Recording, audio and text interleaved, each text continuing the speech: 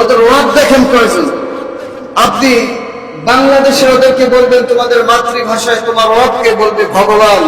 এবার একটু ভারতে যাবেন, কলকাতা ওই দিকে গিয়ে বলবেন হিন্দুদেরকে তোমার মাতৃভাষায় বলো তোমার রবকে, তারা বলবে আমার রব হচ্ছে ঈশ্বর। আর যদি কেউ আমেরিকায় যান বা ইংল্যান্ডে যান, ওই দিকে যারা আছে তাদেরকে বলবেন তোমার রবকে, তারা তাদের মাতৃভাষায় বলবে আমার রব হচ্ছে কি গড, ঠিক না? আর দেখবেন বাংলাদেশ, ভারত, আপনি যেখানে যান না কেন, মুসলমানদেরকে যদি প্রশ্ন করো যে তোমার রবকে, মুসলমানরা বলবে আল্লাহ। তাহলে দেখেন আল্লাহ তাআলা তাহলে এক নম্বর পরিচয় পেলাম, আল্লাহ কয়জন? একজন।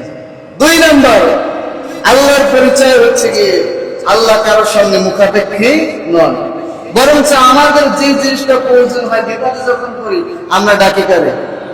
কিন্তু কিছু কিছু সময় আমরা পীর সাহেবও ডাকি, কিছু কিছু দরবারে গেলে দেখবেন যে দেখবেন আল্লাহর কাছে না আছে, এত বড় বেয়াদব আল্লাহর কাছে চায় না, দেখি মাজারে গিয়ে পীর সাহেবের কবরের সামনে সিজদা করে। এই যে কিছুদিন আগে আমাদের সামনে সান্তাই মাজার আছে না, আছে না নাই? সান্তাই মাজারে গেলে দেখবেন ওখানে কিছু কিছু মানুষ সিজদা করে বাবার কাছে। আর ওই লোকটা তো মৃত্যু মুক্ত করার কোনো ক্ষমতা ও তাহলে আপনার দেবে কেন? ওই আর বলে সইয়ে বলে করে। তাহলে আমরা প্রয়োজন মেটানোর জন্য কার কাছে যাব? আল্লাহর কাছে যাব। তাহলে আমরা সব কিছু চাই কার কাছে? আল্লাহর কাছে চাই। তাহলে আল্লাহ দুই নম্বর পরিচয় হলে আল্লাহ কারো কাছে মুখাপেক্ষী নন, বরঞ্চ পৃথিবীর সব মানুষ আল্লাহর কাছে কি মুখাপেক্ষী। দেখবেন যে প্রধানমন্ত্রী, যে সেনাবাহিনী, যে নৌবাহিনী, যে একজন ভিক্ষুক, খয়রাতি, একজন মুসি, সে পর্যন্ত দেখবেন এক কাতারে দাঁড়ায় সেজদা করে কারে? আল্লাহর সেজদা করে। কারে সেজদা করে? আল্লাহর সেজদা। তিন নম্বর আল্লাহর পরিচয় আল্লাহ কারো জন্ম দেয় এবং আল্লাহরও কেউ জন্ম দেয় না। কিন্তু খ্রিস্টানরা ব্যাকফলের দল, ইহুদি খ্রিস্টান, তারা তো মনে করে যে আল্লাহর বংশ আছে। আল্লাহর কি কোনো বংশ আছে? আল্লাহ কোনো বংশ নেই। আল্লাহ বলে তোমরা কি জানো আমি রব একজন কেন? আমরা বললাম যে না। তাহলে রব যদি দুইজন হইতো তাহলে একজন বলতে এখন শীতকাল, আর একজন বলতো না এখন গরমকাল, আর একজন বলতো না এখন বর্ষাকাল, আর একজন বলতো না এখন গ্রীষ্মকাল। তাহলে দুইজনের ভিতরে মারামারি লাগবে, বিশ্বযুদ্ধ।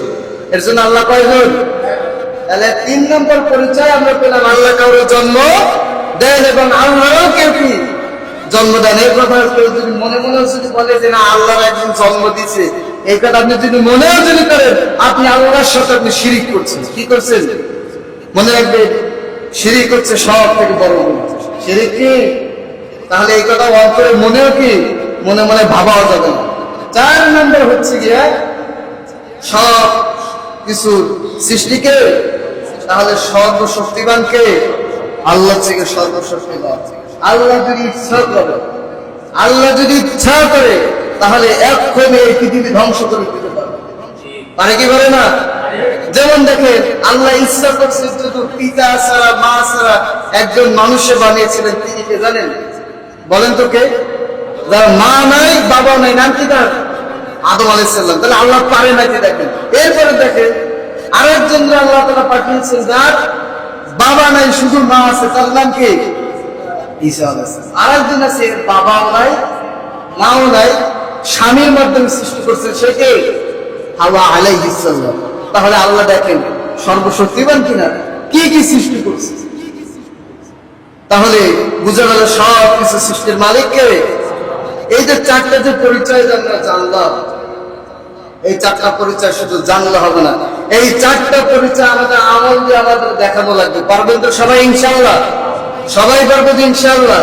আল্লাহ তাআলা আপনাকে সহ আমাকেও, আপনাকে সহ কে আমাকেও যেন আমল করার তৌফিক দান করুন, বলছি আমিন। ওয়া আখিরু দাওয়ানা আলহামদুলিল্লাহি রাব্বিল আলামিন।